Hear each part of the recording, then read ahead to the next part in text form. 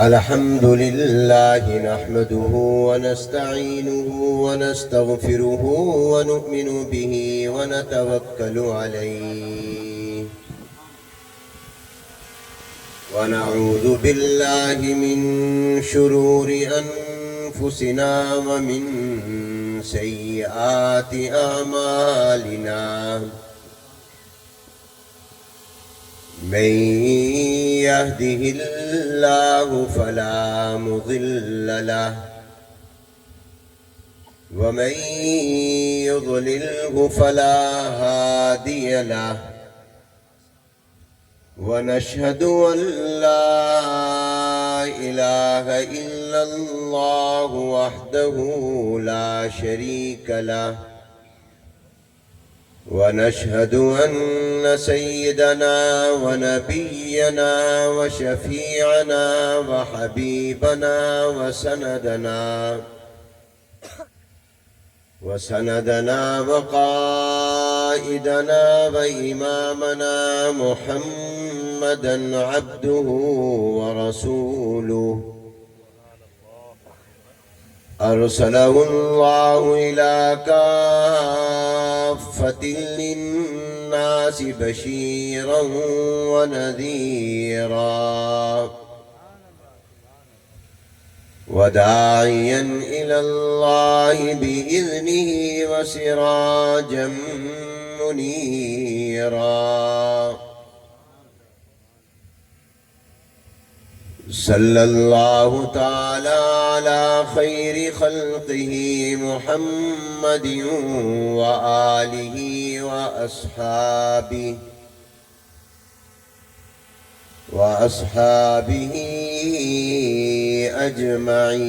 أجمعين. أما بعد فأعوذ بالله من الشيطان الرجيم. بسم الله الرحمن الرحيم. قد نرى تقلب وجهك في السماء فلنولينك قبلة ترضاها فول وجهك شطر المسجد الحرام. وقال الله تبارك وتعالى: لقد كان لكم في رسول الله أسوة حسنة لمن كان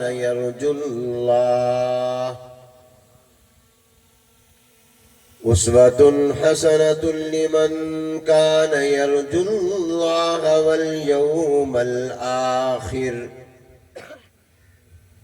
صدق الله العظيم وصدق رسوله النبي الكريم ونحن على ذلك لمن الشاهدين والشاكرين والحمد لله رب العالمين.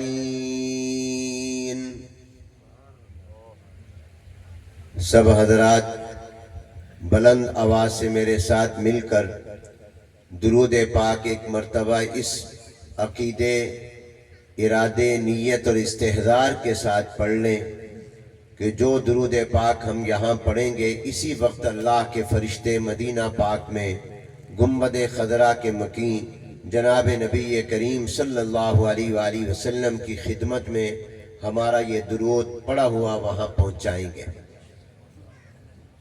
اللہم صلی علی محمد وعلی آل محمد کما صلیت علی ابراہیم وعلی آل ابراہیم انکا حمید مجید. اللہم بارک علی محمد وعلی آل محمد كما باركت على إبراهيم وعلى آل إبراهيم إنك حميد مجيد. قابل صد احترام حضرات علماء کرام، اساتذہ کرام، شیوخ حدیث، بزرگان محترم، برادران اسلام، السلام علیکم ورحمۃ اللہ وبرکاتہ۔ آج بتاریخ 6 جمادی الاولیٰ سن 1446 ہجری مطابق 9 نومبر سن 2024 بروز ہفتہ بعد نماز ظہر دارالعلوم عیدگاہ سامن والا مظفر گڑھ کے اس دعوتی تبلیغی اصلاحی دینی پروگرام میں شرکت ہم سب کے لیے باعث سعادت ہے۔ دعا ہے کہ اللہ تبارک و تعالی اسے ہماری بخشش، مغفرت اور نجات کا سبب بھی بنا دیں۔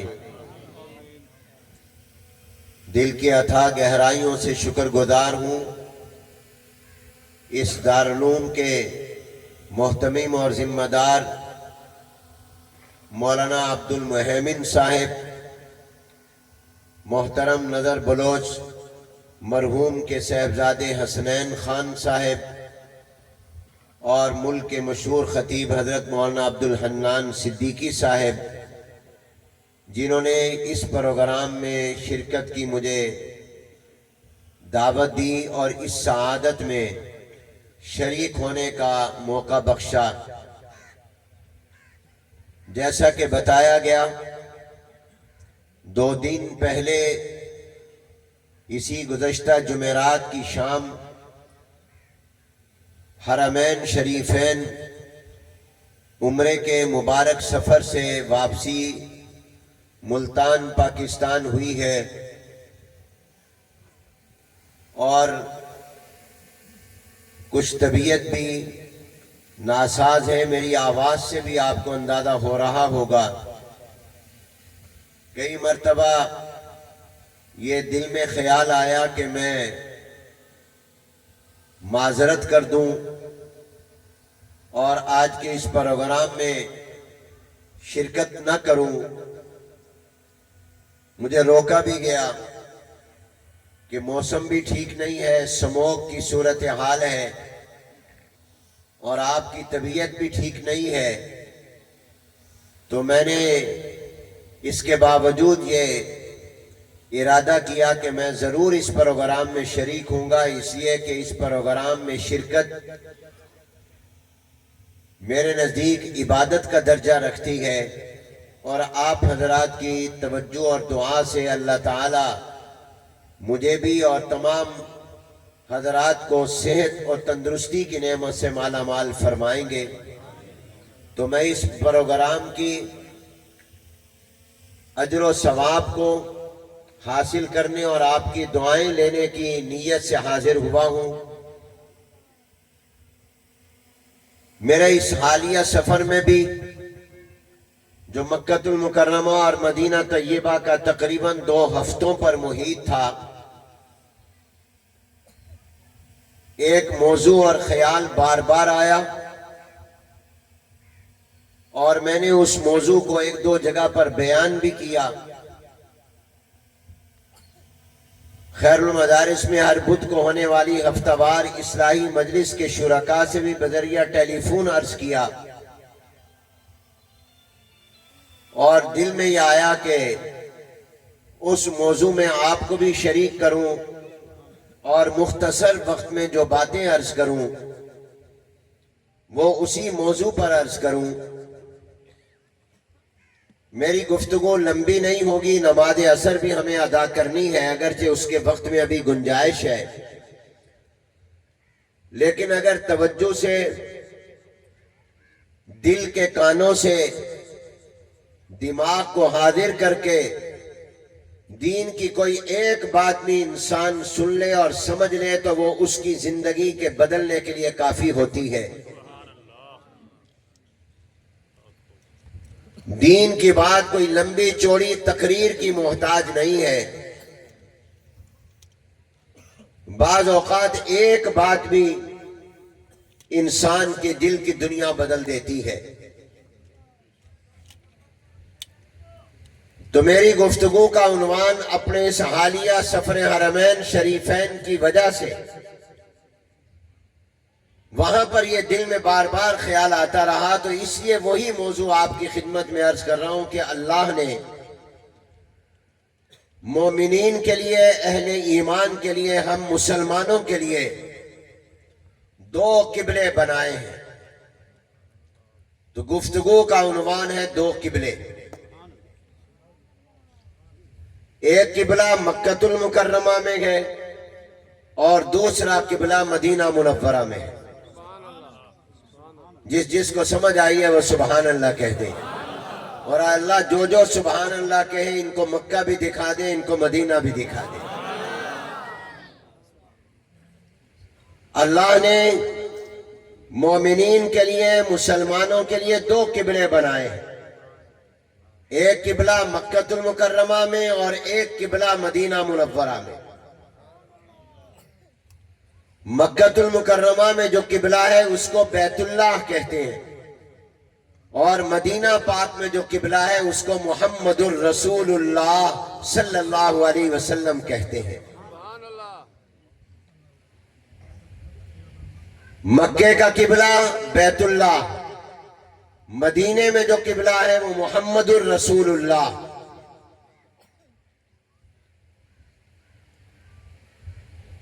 بیت اللہ یہ ہماری نماز کا، ہماری عبادت کا قبلہ ہے، اور مدینہ منورہ میں محمد الرسول اللہ صلی اللہ علیہ وسلم ہماری زندگی کا قبلہ ہے۔ ایک ہماری عبادت کا قبلہ، ایک ہماری حیات کا قبلہ۔ نماز آپ کی عبادت، نماز والی تب قبول ہوگی جب آپ کا رخ مکہ کی طرف، بیت اللہ اور خانہ کعبہ کی طرف ہوگا۔ خواہ آپ فرض نماز پڑھیں، خواہ واجب نماز پڑھیں، خواہ آپ سنت نماز پڑھیں، خواہ آپ نفل نماز پڑھیں، آپ کی نماز قبول تو کیا صحیح بھی نہیں ہوگی، فرض واجب سنت نفل بھی ادا نہیں ہوگا اگر آپ کا چہرہ مکے کی طرف، بیت اللہ کی طرف، خانہ کعبہ کی طرف، آپ کا رخ کعبۃ اللہ کی طرف نہیں ہوگا تو آپ کی نماز صحیح نہیں ہوگی۔ خواہ وہ نماز کتنی توجہ دھیان کے ساتھ آپ پڑھیں، پورے آداب کی رعایت رکھ کر پڑھیں، خشوع و خضوع کے ساتھ پڑھیں، اللہ تعالیٰ کی طرف متوجہ ہو کر پڑھیں، خواہ وہ نماز آپ کسی خوبصورت مسجد میں پڑھیں، شاہی محل میں پڑھیں، کسی سرسبز و شاداب جگہ میں پڑھیں، لیکن جب تک آپ کی نماز میں آپ کا رخ، آپ کا چہرہ بیت اللہ کی طرف نہیں ہوگا، کعبہ کی طرف نہیں ہوگا، آپ کی نماز قبول نہیں ہوگی۔ نماز کا فرض بھی ادا نہیں ہوگا، واجب سنت نفل بھی ادا نہیں ہوں گے، کوئی اجر و ثواب نہیں ملے گا، اللہ تعالیٰ اس پر کوئی راضی نہیں ہوں گے۔ مثال کے طور پر آپ کا قبلہ یہاں اگر مغرب کی طرف ہے، آپ نے چہرہ اور منہ مشرق کی طرف کر لیا، آپ نے شمال کی طرف کر لیا، جنوب کی طرف کر لیا، تو آپ کی نماز کا فرض ادا نہیں ہوگا۔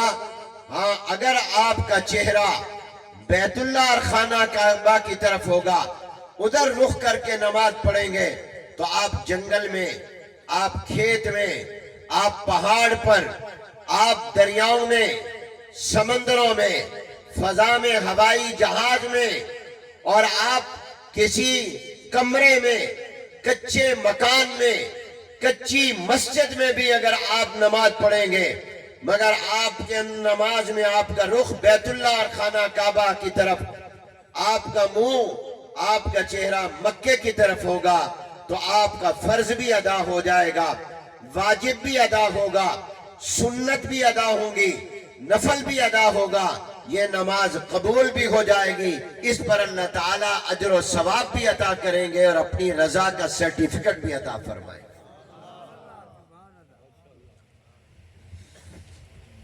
آپ کتنی اچھی نماز پڑھ لیں، کتنا خوبصورت اس میں قرآن پڑھیں، لمبا قیام رکوع اور سجدہ کریں، بڑے توجہ سے اتحیات تشہد درود پاک پڑھیں، دعا مانگیں، مگر نمازی کا چہرہ اگر بیت اللہ کی طرف نہیں ہے، آپ سے پوچھتا ہوں بتاؤ وہ نماز ہوگی؟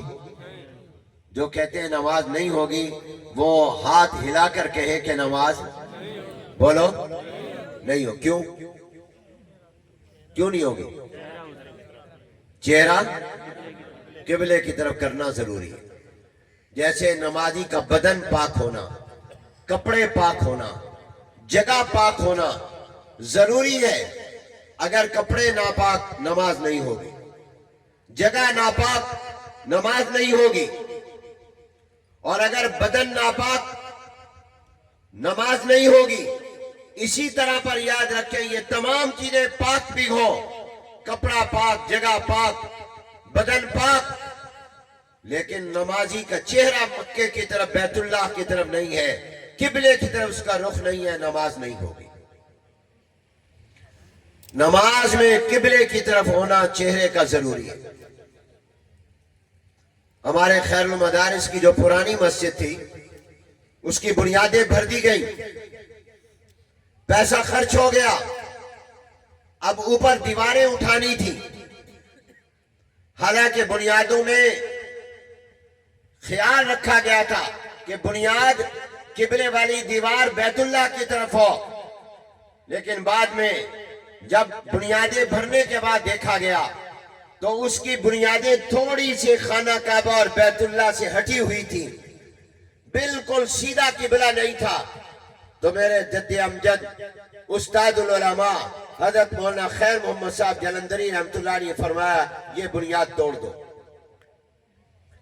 حضرت پیسے لگ گئے، میٹیریل خرچ ہوا ہے، سیمنٹ، بجری، ریت، اینٹیں لگ گئی ہیں، اب تھوڑا سا نشان دے دیں گے اور تھوڑا سا فرق ہے۔ فرمایا پیسوں کی کوئی پرواہ نہیں ہے، نماز کی پرواہ ہے۔ نمازی کی نماز خراب نہیں ہونی چاہیے، اس کو توڑ دو، اس پوری بنیاد کو ہٹا کر دوبارہ صحیح بناؤ۔ نعرہ تکبیر! حضرت مولانا خیر محمد جلندری قائد وفاق المدارس العربیہ پاکستان، حضرت مولانا قاری محمد حنیف جلندری، نعرہ تکبیر! انہوں نے پیسوں کی پرواہ نہیں کی، وقت کی پرواہ نہیں کی، وہ تمام بنیاد توڑوا دی اور دوبارہ بیت اللہ کی طرف اور قبلہ رخ اپنی مسجد کی بنیاد رکھوائی۔ آپ حضرات جو بھی مسجد بنائیں، کچی یا پکی، چھوٹی یا بڑی، پہلے تسلی کیا کریں، اطمینان کیا کریں کہ اس کی قبلے والی دیوار اور اس کی بنیاد بالکل بیت اللہ اور خانہ کعبہ کی طرف ہو، مکہ کی طرف ہو، جہت قبلہ درست اور صحیح ہو، اور اپنے علاقے میں کوئی ماہر ہو اس کو، علماء کو بلاؤ، اور جو اس فن کو جانتے ہو وہ آ کر آپ کو نشان دے، پھر اس نشان کے مطابق مسجد بناؤ۔ یہ بیت اللہ جو مکے میں ہے یہ ہماری عبادت کا، نماز کا قبلہ ہے۔ چنانچہ قرآن کریم میں اللہ نے فرمایا، جو میں نے پہلے آیت پڑھی دوسرے پارے کی، بسم اللہ الرحمن الرحیم، قد نرى تقلب وجهك في السماء فلنولينك قبلة ترضاها فول وجهك شطر المسجد الحرام۔ میرے محبوب پیغمبر صلی اللہ علیہ وسلم، ہم دیکھتے ہیں آپ کا چہرہ بار بار آسمان کی طرف اٹھ رہا ہے، وحی کے انتظار میں، اللہ کے حکم کے انتظار میں، کیونکہ شروع میں قبلہ بیت اللہ نہیں بیت المقدس تھا، مسجد حرام نہیں مسجد اقصی تھی، خانہ کعبہ نہیں تھا فلسطین میں، اور اس دور میں وہ شام کا علاقہ کہلاتا تھا۔ وہاں جو مسجد اقصی بیت المقدس جو آج یہودیوں کے قبضے میں ہے، دعا کرو اللہ مسجد اقصی بیت المقدس کو یہودیوں کے قبضے سے آزاد کر دے، آمین کہو۔ اللہ تعالیٰ غزہ فلسطین کے مجاہدین کی مدد فرمائے، آمین کہو۔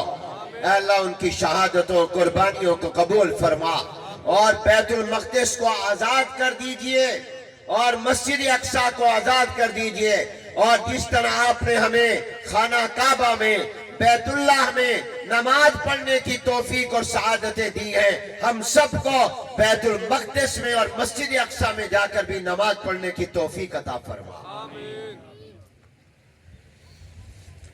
حضور علیہ السلام ایک قول کے مطابق مکے میں ہوتے ہوئے بیت المقدس کی طرف رخ کر کے ابتدا سے ہی، اور ایک قول کے مطابق پہلے بیت اللہ پھر بیت المقدس کی طرف مکے میں ہوتے ہوئے آپ نماز پڑھا کرتے تھے، لیکن حضور کا دل یہ چاہتا تھا، تمنا یہ تھی کہ قبلہ بدل جائے، بیت اللہ بن جائے بجائے بیت المقدس کے، مسجد اقصی کی بجائے مسجد حرام ہماری نماز کا قبلہ بن جائے۔ یہ حضور علیہ السلام کی تمنا، خواہش اور دعا تھی۔ کیوں تھی؟ 3 وجہ سے۔ ایک تو اس وجہ سے کہ بیت اللہ کو حضرت ابراہیم علیہ السلام نے اور اسماعیل علیہ السلام نے تعمیر کیا تھا۔ بیت المقدس کو، مسجد اقصی کو حضرت ابراہیم اور اسماعیل علیہ السلام نے تعمیر نہیں کیا تھا، بلکہ بعض کہتے ہیں داؤد علیہ السلام نے تعمیر کیا تھا۔ پھر اس کی تعمیر جدید حضرت سلیمان علیہ السلام نے کی تھی،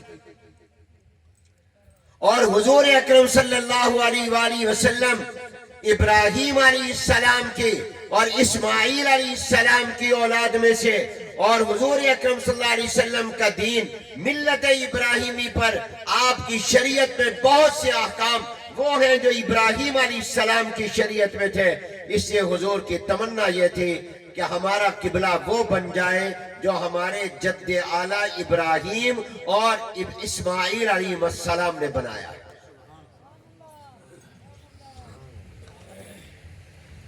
تو حضور چاہتے تھے کہ بیت المقدس کی بجائے بیت اللہ، مسجد اقصی کی بجائے مسجد حرام۔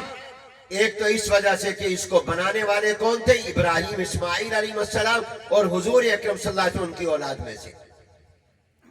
دوسری وجہ، حضور علیہ السلام پیدا مکہ المکرمہ میں ہوئے تھے، یہ آپ کا شہر اور وطن تھا، آپ کی پیدائش مبارک مکہ المکرمہ میں ہوئی تھی۔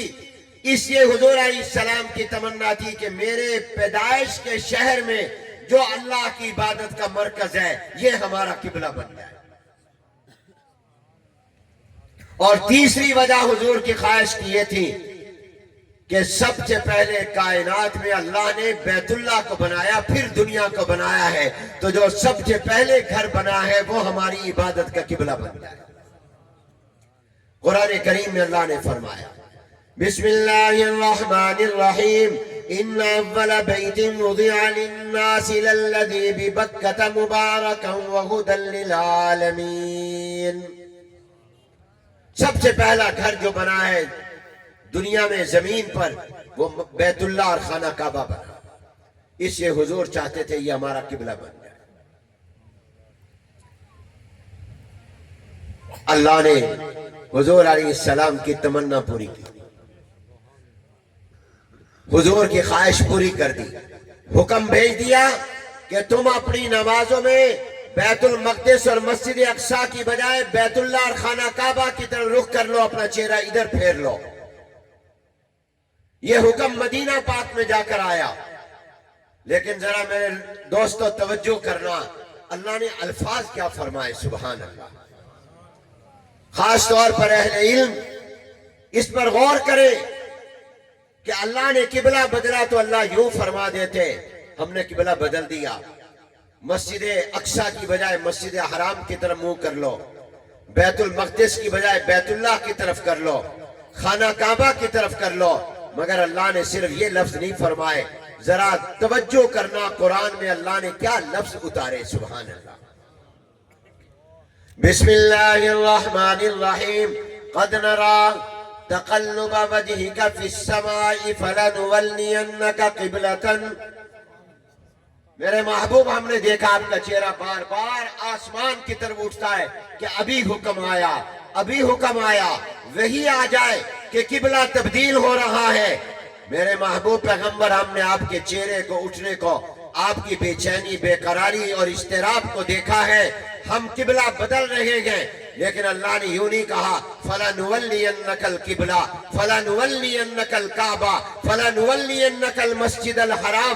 ہم آپ کو مسجد حرام کی طرف پھیر رہے ہیں، قبلے کی طرف پھیر رہے ہیں۔ نہیں، آگے لفظ بڑھایا فَلَنُوَلِّيَنَّكَ قِبْلَةً، آگے قید لگا دی، ترضاها، میرے محبوب پیغمبر جس کو تو پسند کرتا ہے ہم اس کو قبلہ بنا دیتے ہیں۔ جس کے دل میں حضور کی محبت ہے وہ سبحان اللہ کہے۔ اے اللہ جو کہہ رہے ہیں ان کو حضور کی شفاعت نصیب فرما دے۔ اتنا نہیں کہا قبلہ بدل دیا، اتنا کہہ دیتے تب بھی کافی، حضور کا مقام شان عظمت کے حضور کی خواہش پر اللہ نے قبلہ بدلا۔ نہیں، آگے لفظ بڑھایا ترضاها، سارے اپنی زبان سے کہو اے اللہ جو یہ ترضاها قرآن کا لفظ اپنی زبان سے کہہ رہا ہے، قرآن کو ان کے حق میں سفارشی بنا دینا۔ کہو میرے ساتھ ترضاها، پورا مجمع کہے، بلند آواز سے کہے ترضاها۔ معنی کیا ہے؟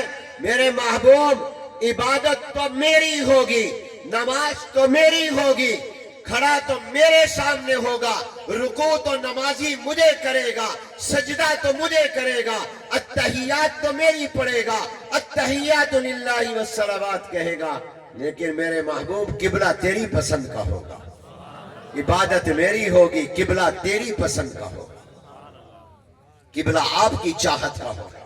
لفظ ترضاها کا اضافہ کیا، حالانکہ مضمون مفہوم فَلَنُوَلِّيَنَّكَ قِبْلَةً پر بھی پورا ہو سکتا تھا، لیکن آگے ترضاها، میرے محبوب جس کو تو پسند کرتا ہے، تیری پسند یہ ہے کہ بیت اللہ قبلہ بن جائے، تمہاری پسند یہ ہے کہ خانہ کعبہ قبلہ بن جائے، تمہاری پسند یہ ہے کہ بیت اللہ اور یہ کعبہ مسجد حرام قبلہ بن جائے۔ اگرچہ نماز تو میری ہوگی، عبادت تو میری ہوگی، لیکن قبلہ میں تیری پسند کا بنا دیتا ہوں۔ معلوم ہوا کہ قبلے کا قبلہ بھی محمد الرسول اللہ، قبلے کا قبلہ بھی، اور یہ قبلہ بھی عبادت اور نماز کا قبلہ حضور کی وجہ سے بنا ہے صلی اللہ علیہ وسلم۔ سبحان اللہ کہتے۔ تم وجدی ہو یا نجدی ہو؟ وجدی کہتے ہیں عاشق رسول کو، عشق و محبت والے۔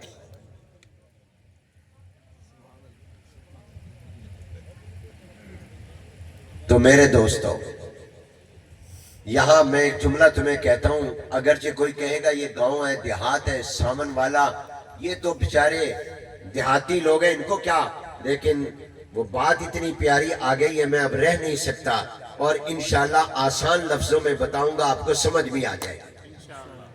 یہ جو جملہ ہے نا، ذہن میں رکھنا، فَلَنُوَلِّيَنَّكَ قِبْلَةً، بولو ترضاها، ترجمہ سمجھ گئے؟ اے محبوب ہم آپ کے قبلہ کی طرف پھیر رہے ہیں، وہ قبلہ جس کو تو پسند کرتا ہے، جس کو تو نے چنا ہے، جو تمہاری چاہت ہے، جو تمہاری پسند ہے۔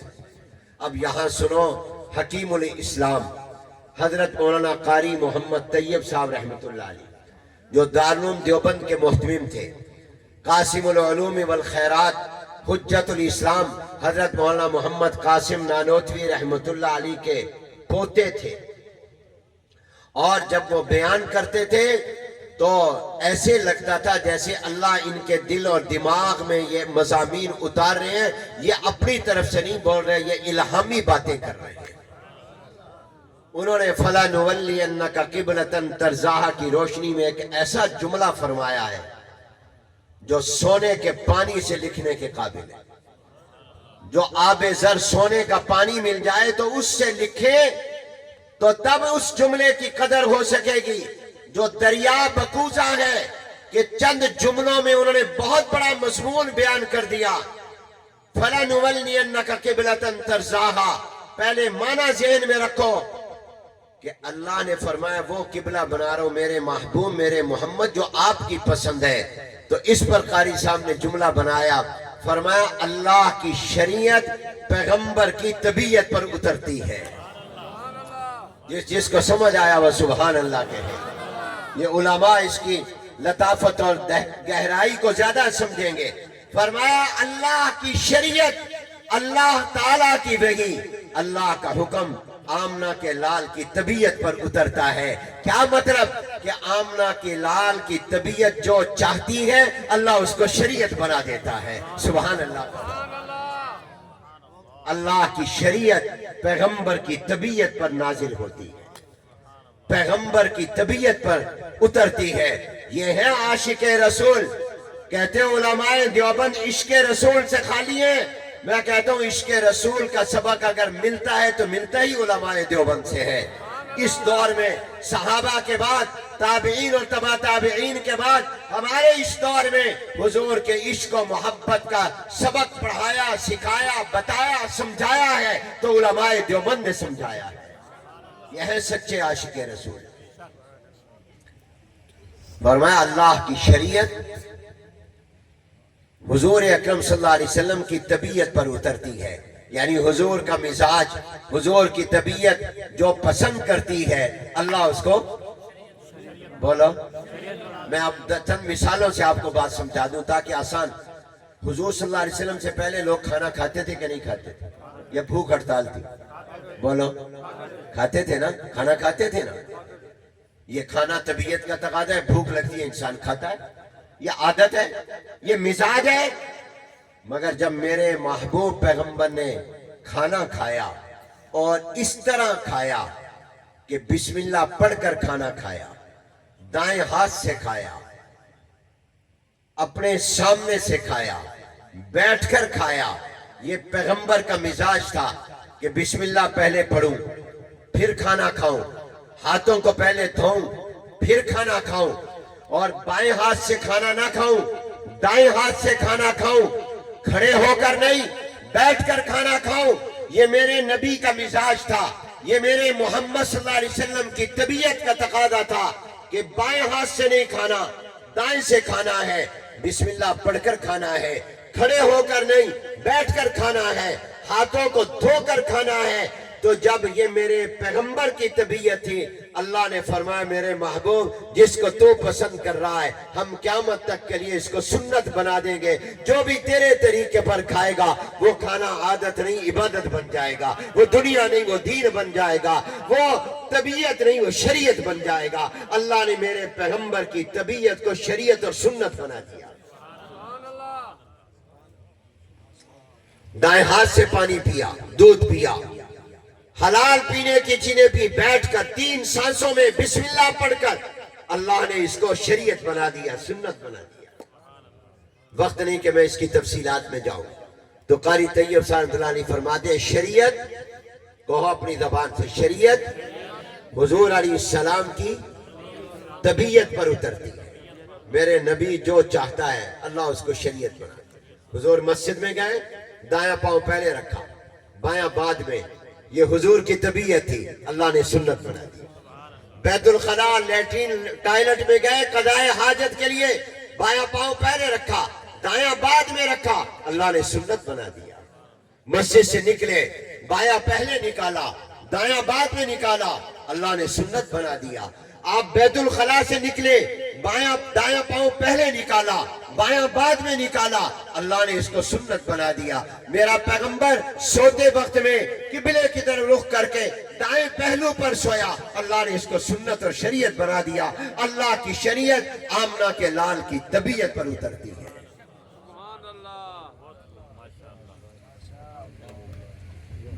इसलिए मेरा पैगंबर जो कहता है वो दीन, जो करता है वो दीन, जो पसंद करता है वो दीन। हत्ता कि मेरा नबी चुप रहे और रोके टोके नहीं, तो नबी के सामने जो बात कही और की गई हो और रोका टोका ना हो, अल्लाह उसको भी दीन बना देता है। तो हमारा एक किबला नमाज और इबादत का है। बोलो, आपने अगर सबक याद किया है, आज के जलसे से कुछ लेकर जाओ, बताओ नमाज का और इबादत का किबला कहां है? मक्के में बैतुल्ला। और हमारी जिंदगी का दूसरा किबला कौन सा है? मदीना मुनव्वरा में मोहम्मदुर रसूलुल्लाह। वो नमाज का किबला, इबादत का किबला बैतुल्ला, मक्के वाला, और ये जिंदगी का किबला, मदीने में जिंदगी का किबला हजरत मोहम्मदुर रसूलुल्लाह सल्लल्लाहु अलैहि वसल्लम। क्या मतलब जिंदगी के किबले का? क्या मतलब जिंदगी के किबले का? मतलब यह है कि तुम अपनी जिंदगी हुजूर अकरम सल्लल्लाहु अलैहि वसल्लम के बताए हुए तरीकों के मुताबिक गुजारोगे तो तुम्हारी जिंदगी कामयाब। और अगर हुजूर के तरीके के खिलाफ, हुजूर के फरमान के खिलाफ, हुजूर के इरशादात और तालीमात के खिलाफ जिंदगी होगी, वो जिंदगी नाकाम। जैसे नमाज बैतुल्लाह की तरफ ना हो तो वो नमाज नहीं है, इसी तरह जो जिंदगी आमना के लाल के तरीके के मुताबिक ना हो वो जिंदगी नहीं है। एक आदमी फोत हुआ, जब उसको लाहद में लिटाया तो उसका चेहरा बैतुल्लाह की तरफ कर दिया। आपका भी यही तरीका है? जब आप किसी को दफन करते हो, कब्र में रखते हो, तो उसका चेहरा किधर करते हो? बोलो, किबले की तरफ करते हो ना? तो चेहरा किबले की तरफ। चंद दिनों के बाद बारिश वगैरह का पानी अंदर चला गया, उस कब्र को खोलना पड़ गया। कब्र को खोला तो चेहरा उसका जब लिटाया था कब्र में तो इधर किया था, अब देखा तो उसका चेहरा फिरा हुआ है, बजाय मगरिब के मशरिक की तरफ उल्टा हुआ। अब वो परेशान हो गए। खैर दोबारा उसका चेहरा ठीक किबले की तरफ कर दिया कि चंद दिन पहले हमने तो इसका रुख उधर किया था, ये पलट कैसे गया, उलट कैसे हो गया? उसके घर गए, तहकीक की, कुछ पता ना चला। एक आलिम के पास गए, आलिम से पूछा ऐसे हुआ है हमारी एक मैयत के साथ, वजह क्या है? फरमाया इसने जिंदगी हुजूर अलैहिस्सलाम की शरीयत और सुन्नत के खिलाफ गुजारी होगी, इसलिए इसका कब्र में चेहरा फेर दिया गया है। क्योंकि जिंदगी का किबला हजरत मोहम्मदुर रसूलुल्लाह सल्लल्लाहु अलैहि वसल्लम है, और बैतुल्लाह की तरफ भी उसी का चेहरा होगा जो अपनी जिंदगी का किबला हुजूर की तरफ बनाएगा, क्योंकि बैतुल्लाह को किबला हुजूर ने बनवाया था। आज मैं आपसे पूछता हूं, सच बताना, झूठ ना बोलना, आज तुम अंग्रेजों की नकल उतारते हो या हुजूर की नकल उतारते हो? अंग्रेजों की उतारते। हुजूर सल्लल्लाहु अलैहि वसल्लम ने फरमाया था जमाना आएगा यहूद और नसारा काफिरों के तरीके पर मुसलमान चलेंगे, एक हाथ के बराबर भी इनका फर्क नहीं होगा, जो काम वो करेंगे वही काम ये करेंगे। नाराज ना होना, मैं अल्लाह का दीन बयान कर रहा हूं। आज अंग्रेज भी अपने चेहरे से दाढ़ी के बाल मूंढता और शेव करता है, मुसलमान भी करता है, तो मुसलमान ने किसकी नकल उतारी? उसने अपनी जिंदगी के इस काम में किबला किसको बनाया? अंग्रेज को बनाया या हुजूर सल्लल्लाहु अलैहि वसल्लम को बनाया? हुजूर के चेहरे पर तो दाढ़ी का नूर था। आज मुसलमान कलमा हुजूर का पढ़ता है मगर हुजूर की शक्ल उसे पसंद नहीं। तौबा करो, दिलों में इरादे करो कि हम इंशाअल्लाह अपने चेहरे पर हुजूर की सुन्नत का नूर चमकाएंगे। इरादा करो दिल में। آپ تسبیح کرتے ہیں سبحان اللہ، لا الہ الا اللہ، الحمدللہ، ماشاء اللہ، لا حول ولا قوت الا باللہ۔ حدیث میں آتا ہے کچھ ایسے فرشتے بھی ہیں جو دن رات جو تسبیح کرتے ہیں، ان کی تسبیح کے الفاظ یہ ہیں: سبحان من زین الرجال باللحا وزین النساء بالزوائب، پاک ہے وہ ذات جس نے مردوں کے چہروں کو خوبصورت بنایا داڑھیوں کے ساتھ، اور عورتوں کو خوبصورت بنایا سر کے بالوں کے ساتھ۔ یہ مرد کا حسن ہے، یہ سنت کا نور ہے، یہ مرد کے مرد ہونے کی نشانی ہے۔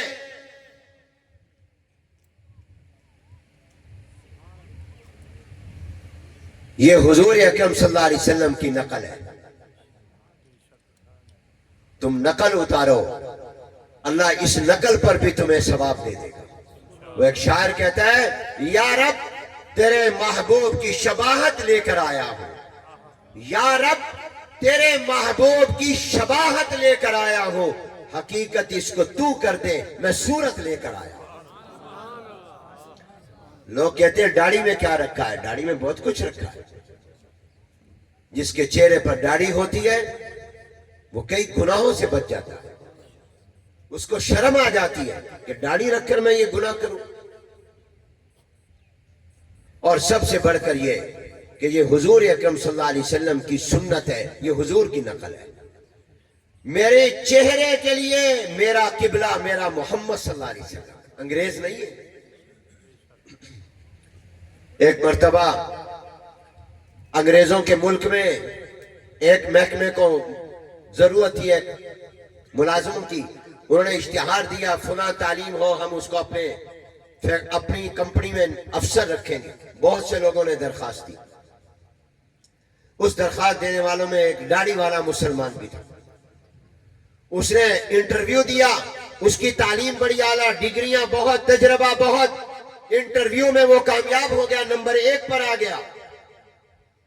تو انٹرویو لینے والے انگریز نے کہا تو میرٹ پر آ گیا، نمبر 1 پر آ گیا، تیرا حق بنتا ہے کہ ہم تجھے اپنے پاس نوکری دے دے، لیکن ہماری ایک شرط ہے، تیرے چہرے پر داڑھی ہے، ہم داڑھی والے کو نوکری نہیں دیں گے، داڑھی مڈا تجھے نوکری دے دیں۔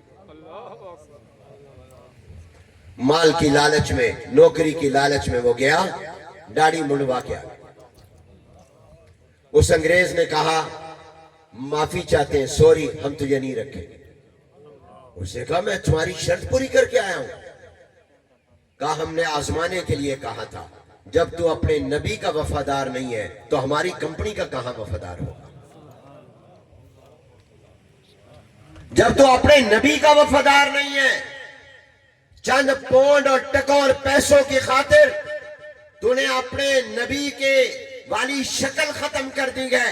کل ہماری کمپنی کے راز، ہماری فائلیں دوسروں کو دے دے گا، ہمارے راز دوسروں کو بتا دے گا، ہم تیرے اوپر اعتماد نہیں کر سکتے، جاؤ۔ یہ نبی سے وفا کا تقاضا ہے کہ چہروں پر داڑیاں رکھو۔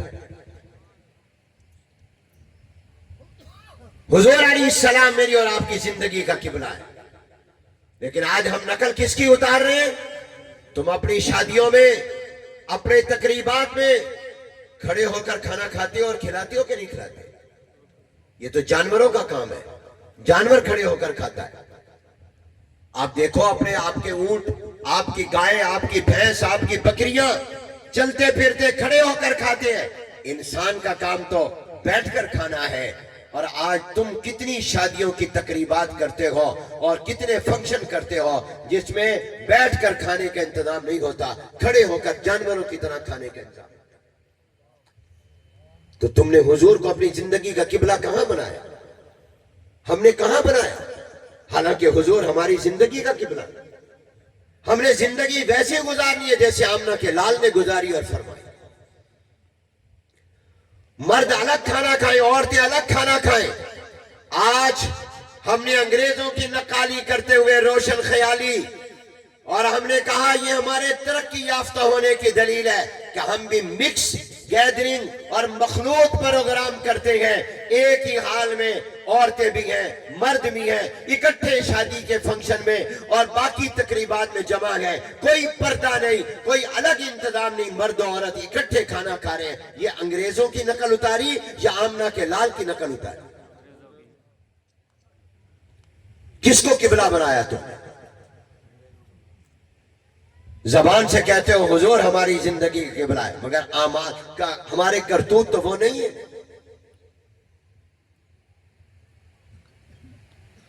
حضور علیہ السلام نے سچی تجارت کی امانت اور دیانت کے ساتھ، اور آج دکاندار جھوٹ بول رہا ہے، دھوکہ دے رہا ہے، جبکہ میرے محبوب پیغمبر نے فرمایا تھا التاجر الصدوق الامین مع النبیین والصدیقین والشہداء والصالحین، سچا دیانتدار تاجر کل قیامت کے دن نبیوں، صدیقین، شہیدوں، نیک لوگوں کے ساتھ کھڑا ہوگا۔ آج کا دکاندار جھوٹ بول کر نمبر 3، نمبر 2 دوائی اور نمبر 2 چیز کو کہتا ہے نمبر 1۔ قسم کھا کر جھوٹ بولتا ہے میں نے اتنے میں لی ہے، حالانکہ اتنے میں نہیں لی ہوتی۔ جھوٹ بول کر اپنی حلال کمائی کو حرام کی کر لیتا ہے۔ حضور صلی اللہ علیہ وسلم نے تجارت نہیں کی؟ کیا حضور نے شادیاں نہیں کی؟ 11 شادیاں حضور علیہ السلام نے کی ہیں۔ اپنی بیٹیوں کے نکاح کیے ہیں، 4 بیٹیوں کے۔ حضور اپنے گھر میں داماد نہیں لائے؟ تو کیا آج ہم نے شادیوں میں یہ معلوم کیا کہ میرے پیغمبر نے خود جو 11 نکاح کیے اور شادیاں کی تھی کس طریقے پر کی تھی، اپنی بیٹیوں کی شادیاں کس طریقے پر کی تھی؟ کیا وہاں ڈانس تھا؟ کیا وہاں پر ڈھول تھا؟ کیا وہاں ناچ گانا تھا؟ تو ہم نے اپنی زندگی کا قبلہ کہاں بنایا حضور علیہ السلام؟ اپنے گریبانوں میں جھانکو۔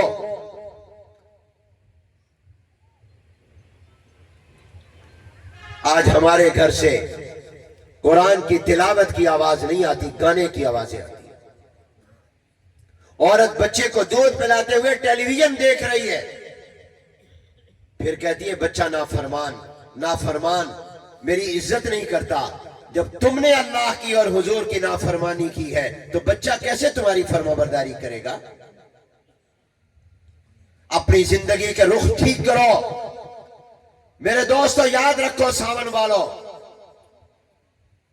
اسلام کے 5 شعبے، یہ کوئی رسم نہیں ہے جلسہ، یہ کوئی روایت نہیں ہے، یہ دین کو سمجھنے اور سمجھانے کا موقع ہے۔ تم دین سیکھنے آئے ہو، میں دین سیکھنے آیا ہوں۔ کس لیے؟ کانوں کی لذت کے لیے، عمل کرنے کے لیے۔ اللہ آپ کے دلوں میں یہ باتیں اتار دے اور آپ کی زندگی بدل گئی، میری زندگی بدل گئی، ہم کامیاب ہیں۔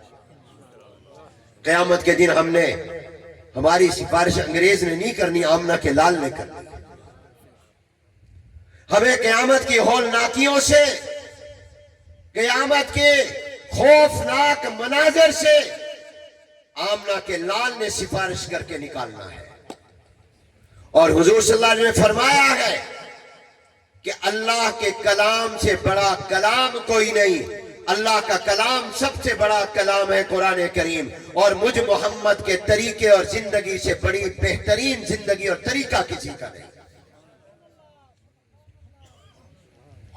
قرآن سب سے اونچا کلام، میرے پیغمبر کی زندگی سب سے اونچی زندگی، حضور کی زندگی کا ہر طریقہ، میرا نبی بھی سونا، میرے نبی کی زندگی بھی سونی، میرا پیغمبر بھی اعلیٰ، میرے پیغمبر کی زندگی بھی اعلیٰ، میرے پیغمبر بھی حسین و جمیل، ان کے طریقے بھی حسین و جمیل۔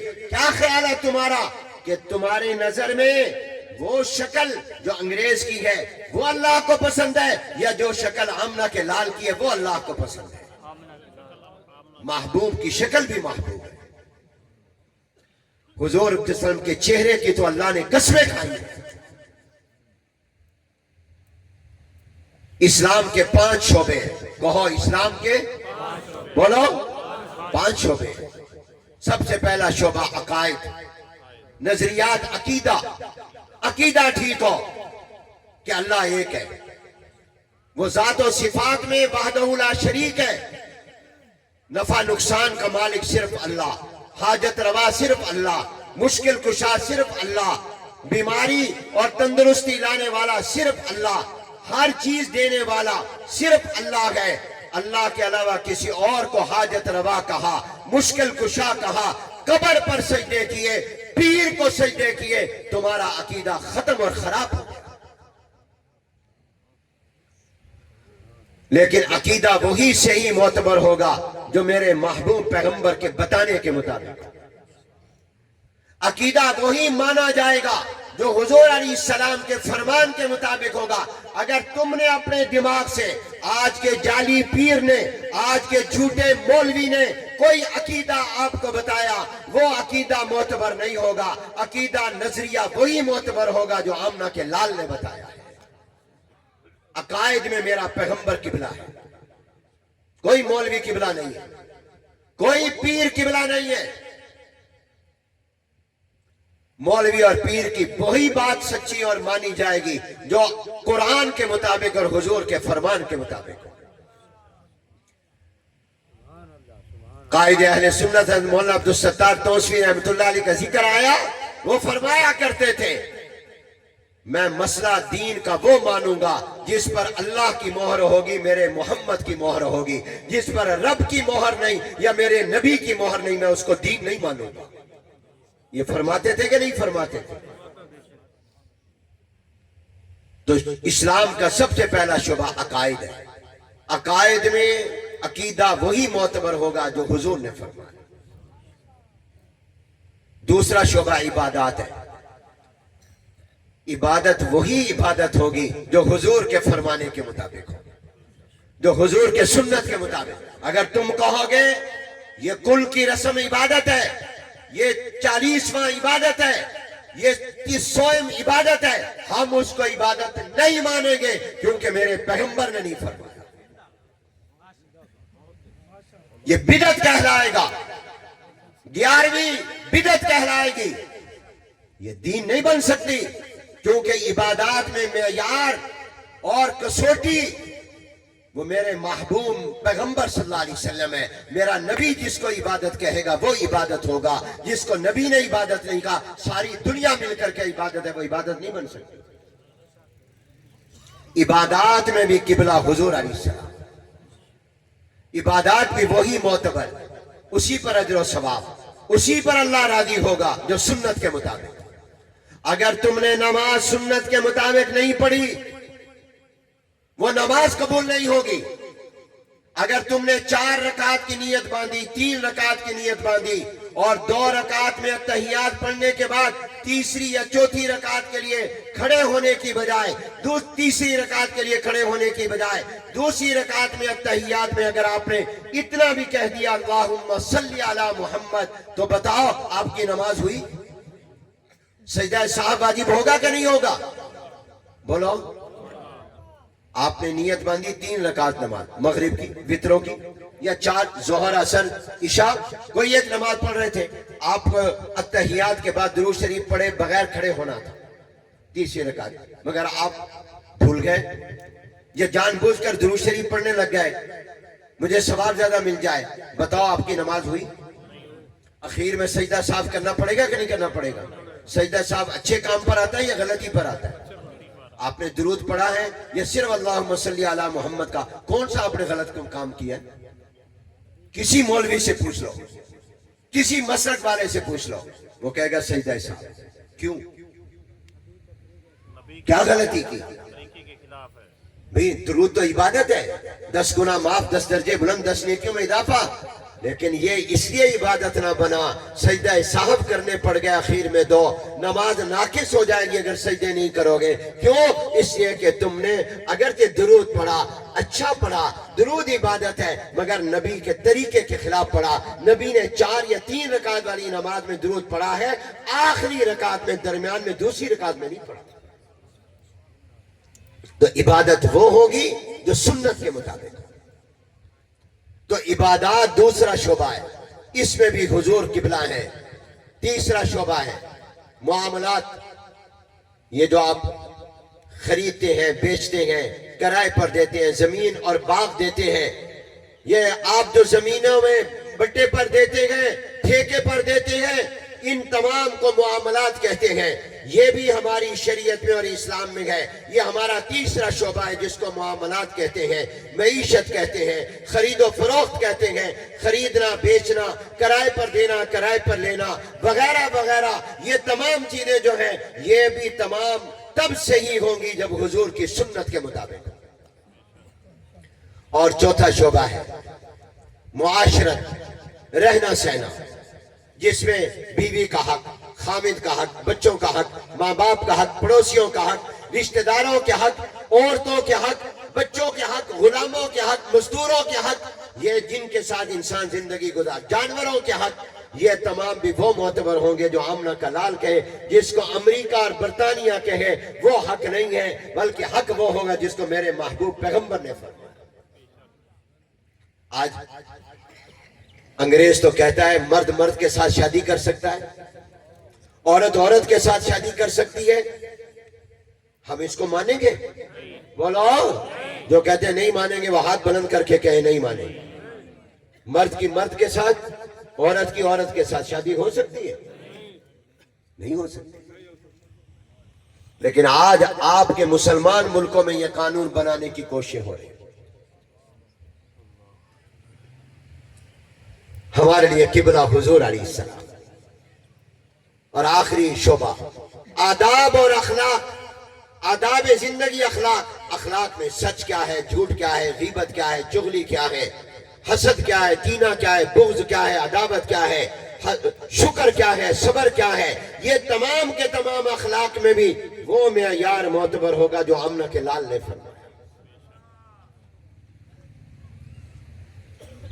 اگر کوئی اور کہے گا نہیں، میں نے وقت مختصر آپ کو بات کہی، اس پر میں اپنی بات کو سمیٹتا ہوں۔ میں نے آپ کو بتایا کتنے قبلے ہیں مسلمانوں کے؟ بولو، ایک کہاں ہے؟ مکہ میں۔ دوسرا کہاں ہے؟ مدینہ پاک میں۔ اللہ آپ کو دونوں دکھائے، دونوں کی جگہ لے جائے۔ بتاؤ، مکے میں جو قبلہ بیت اللہ ہے وہ کس چیز کا قبلہ ہے؟ نماز کا اور عبادت کا۔ اور مدینے میں جو قبلہ ہے وہ کس کا ہے؟ بولو، وہ زندگی کا قبلہ ہے۔ اپنی نماز کی طرح اپنی زندگی کا رخ بھی انگریزوں کی طرف نہیں، کافروں کی طرف نہیں، غیر مسلموں کی طرف نہیں، یہودیوں، عیسائیوں، ہندوؤں کی طرف نہیں۔ پتنگ اڑاتے ہو، یہ پتنگ کن کی رسم ہے؟ ہندوؤں کی ہے۔ کدھر جا رہے ہو؟ اپنی زندگیوں کا رخ ٹھیک کرو۔ یہ سموگ کیوں ہے؟ یہ اللہ کی طرف سے ناراضگی نہیں ہے؟ نظر نہیں آتا؟ بیماریاں آ رہی ہیں، دھواں، دھند، مٹی اور گرد و غبار، اور کہا جا رہا ہے ماسک لگاؤ، بار بار ہاتھوں کو دھوو، چہرے کو دھوو، آنکھوں پر پانی مارو، گھر کے سے بلا بغیر ضرورت کے نہ نکلو۔ اس موسم میں گھر کے دروازے بھی بند کر کے بیٹھو۔ یہ کیا ہے؟ یہ اللہ کی ناراضگی نہیں ہے؟ بارش کی نہیں آ رہی جس کی وجہ سے یہ آپ کو سموگ نظر آ رہا ہے؟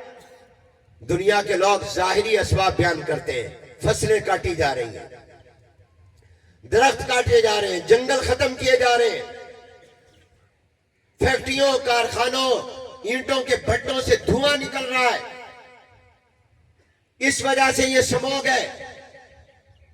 دنیا کے لوگ ظاہری اسباب کو بیان کر رہے ہیں کہ یہ دھواں دینے والی گاڑیاں، موٹر سائیکل، رکشے، بسیں جو دھواں دے رہی ہیں اس کی وجہ سے فضا آلودہ ہو گئی، صاف ستھری فضا نہیں رہی۔ یہ سارے ظاہری اسباب بیان کر رہے ہیں، حقیقی سبب کوئی نہیں بیان کر رہا۔ حقیقی سبب یہ ہے کہ اللہ ناراض ہے۔ نماز نہیں پڑھی جا رہی، مسجدیں بے آباد ہیں، بازاروں کی رونق مسجدوں سے زیادہ ہے، ہر ایک موبائل لے کر گانے سن رہا ہے، فلمیں دیکھ رہا ہے، ڈرامے دیکھ رہا ہے، گھر گھر میں سینمے بن گئے ہیں، بے حیائی، فحاشی اور یعنی عام ہو گئی ہے۔ شراب کو حرام نہیں سمجھا جا رہا، زنا، بدکاری کو حرام نہیں سمجھا جا رہا، شریعت کے خلاف قانون بن رہے ہیں، عدالتیں شریعت کے خلاف فیصلے دے رہی ہیں۔ چند دن پہلے سپریم کورٹ نے کہا اگر مرد نے دوسری شادی بیوی کی اجازت کے بغیر پہلی بیوی کے بغیر کی ہے تو پہلی بیوی اس شادی کو ختم اور نکاح کو ختم کر سکتی ہے۔ یہ کہاں ہے اسلام میں؟ یہ سپریم کورٹ نے فیصلہ قرآن کے خلاف دیا۔ اسلام انصاف کا کہتا ہے، یہ نہیں کہتا کہ اگر پہلی بیوی اجازت نہیں دیتی تو دوسری شادی نہیں کر سکتا۔ 18 سال سے پہلے لڑکا لڑکی بالغ ہو جائیں شادی نہیں ہو سکتی، یہ قانون پاکستان میں بنا۔ اللہ کی رحمت کیسے آئے؟ 26ویں آئینی ترمیم راتوں رات پاس کی، اپنی پسند کے بل قانون پاس کیے، فوراً صدر نے دستخط کر دیے، قانون بن گیا، اپنی مرضی کا چیف جسٹس آ گیا، عدالت میں اپنی مرضی کے جج لگانے کے فیصلے کر لیے۔ ایک قانون قائد جمعیت حضرت مولانا فضل الرحمان کے شرط لگانے اور فرمانے پر وفاق المدارس کے قائدین کے باہمی مشورے سے انہوں نے اس موقع پر منظور کروایا۔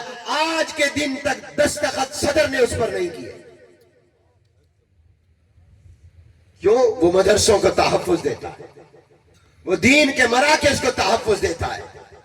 بہانے، لفظی غلطی ہو گئی ہے، کلیریکل مسٹیک ہو گئی ہے، اس کو ٹھیک کیا جا رہا ہے، ہفتے گزر گئے ہیں، وزیر اعظم مولانا سے کہتا ہے میں آج کرا دوں گا، آج کے دن تک نہیں ہو رہا۔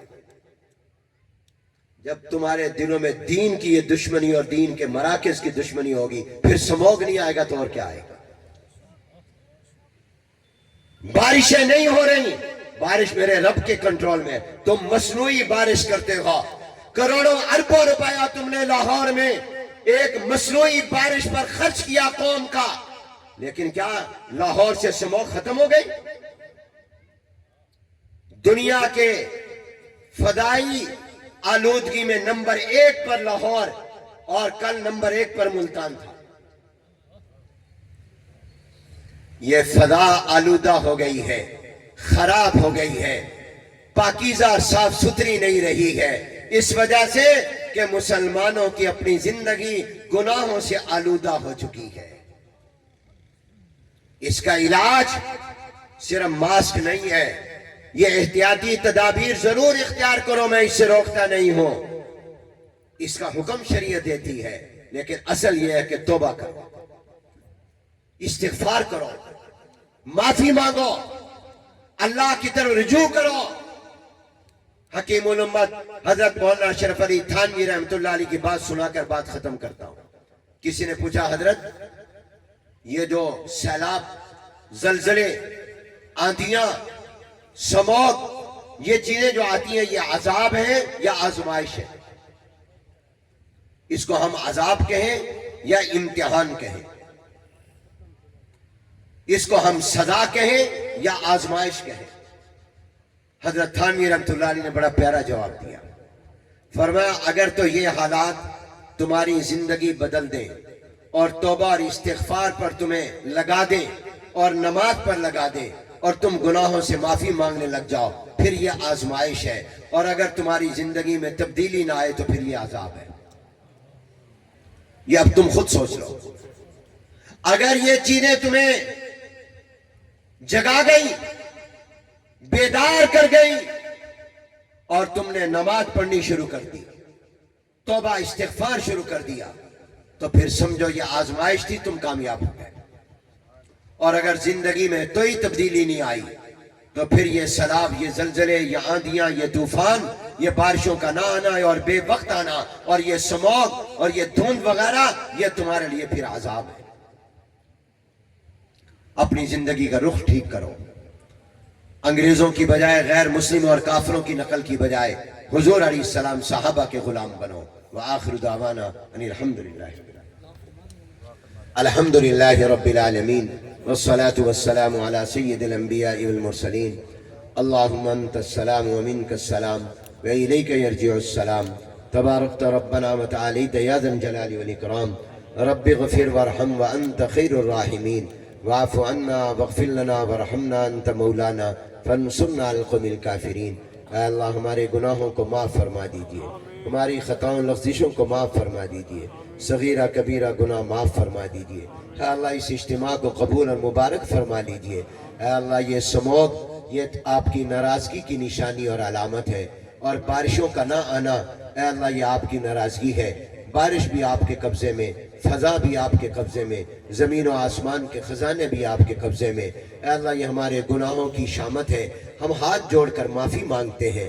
اے اللہ ہم توبہ کرتے ہیں، اے اللہ تو ہمیں معاف فرما دے۔ اے اللہ ہمارے گناہوں کی ہمیں سزا نہ دے، معاف فرما دے۔ اے اللہ ہم پر عدل کا نہیں فضل کا معاملہ فرما۔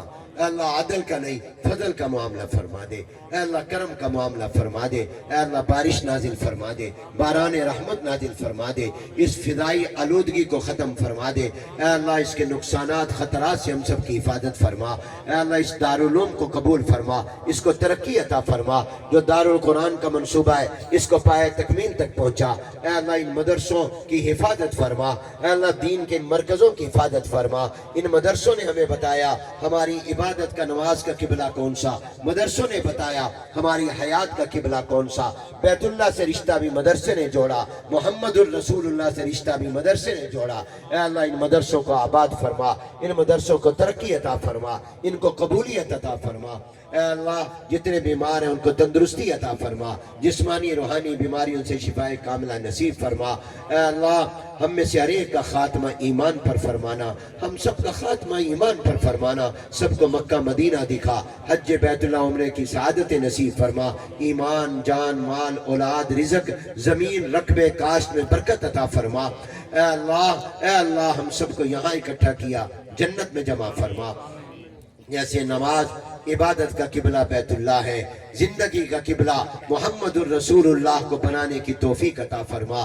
عقائد میں بھی، عبادات میں بھی، معاملات میں بھی، معاشرت میں بھی، اور آداب زندگی اور اخلاق میں بھی۔ ربنا تقبل منا انك انت السميع العليم وتب علينا انك انت التواب الرحيم وصلى الله تعالى على خير خلقه محمد وعلى اله وصحبه اجمعين برحمتك يا ارحم الراحمين۔ یہ آپ کی مہمان نوازی ہو رہی ہے، اس سے فارغ ہو گئے۔